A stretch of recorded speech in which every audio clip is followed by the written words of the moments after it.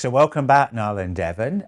This is the last discussion that we're going to have in this series on the process approach incorporating risk-based thinking.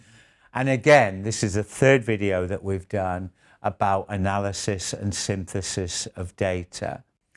And I was interested to read in the auditor guide that auditors should question the effectiveness of the organization's process for collection, analysis and review of data during an audit without taking for granted the integrity of the data. And then based upon that, draw conclusions on the total data presented. So what do we think the auditor guy is getting at here, Devin, in terms of said, don't take data for granted? What's it trying to say? Yeah, so we've had a couple of themes throughout this series, right? Data prep, audit prep, taking data and validating, making maybe some predetermined audit trails. But there's also been the theme of go and see. Get on the shop floor, go to manufacturing, see what actually is happening. Mm-hmm. And that's where this really comes into play. Yes, we're going to go through a lot of data throughout an audit, but we have to take those linkages and verify them on the shop floor. Right, rather than just looking at the graphs in the office. I think that's a great point.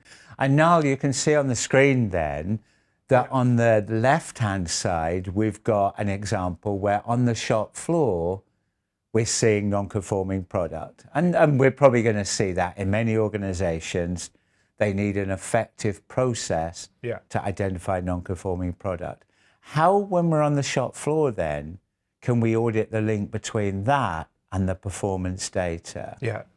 Well, I think, and again, you're right, we can all be, let's say, distracted by glossy charts and almost just assume that, wow, that must be accurate. Whereas what we're trying to do here is say, well, just challenge it and question how, if you've seen non-conforming product, as we're seeing on the screen there on the shop floor, understand how those items find their way onto the chart that monitors the level of scrap. Right. So I guess that could be like by shift, consolidated by day, consolidated by week, consolidated by month. Yeah. But it's almost understanding the data collection processes. How does the organization go from, in this case, scrap, it could be anything. How does it go from being a product to finding its way onto the chart that monitors the level of scrap? How's the data collection brought to life through the chart is really what the auditor will be looking at. Right.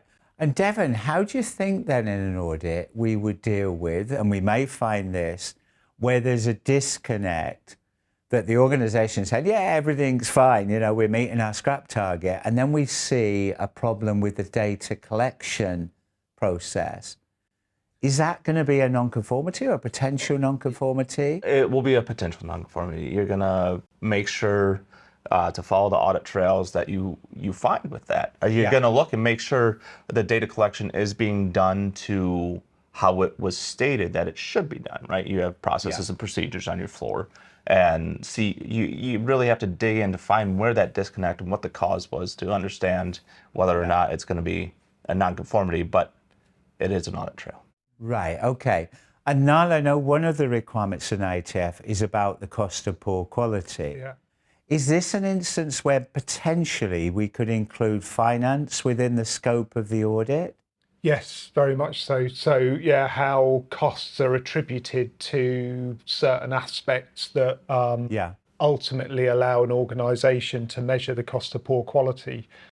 I think OEE is another example, overall equipment effectiveness, a really important, powerful measure, particularly for equipment, but complicated. So it looks at the availability of the equipment, the performance of the equipment, and the quality of the products coming off the equipment, and understanding how organizations have defined the elements that go into making that up, much the same as cost of poor quality.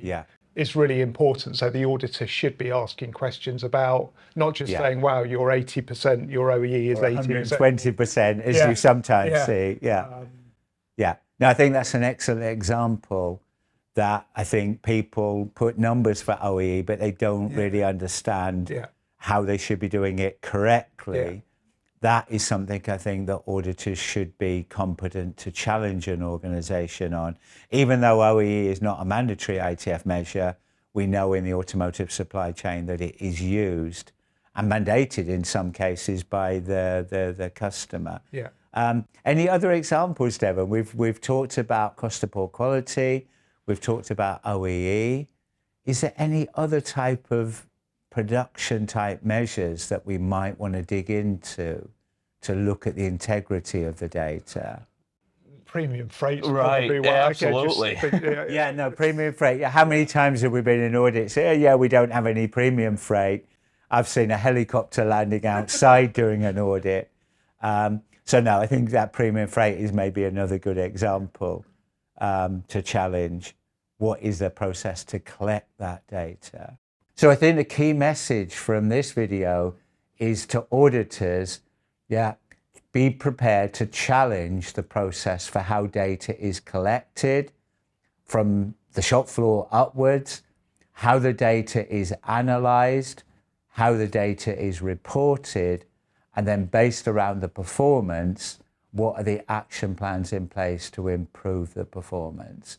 And this is not going to be a personal criticism of any individual. What we are doing is auditing the process of data collection. And I think, as the auditor guide intimates, the integrity of the data, we should be prepared as auditors to challenge that. So we will be exploring that more in a practical video next week. So thank you, everybody, for your attention. Thank you again, Devin and Niall, for your input to this series. I think it's been a really useful series to explore the importance of the IATF Auditor Guide as something that is useful for both third-party auditors and internal and second-party auditors. Agree. Thank you.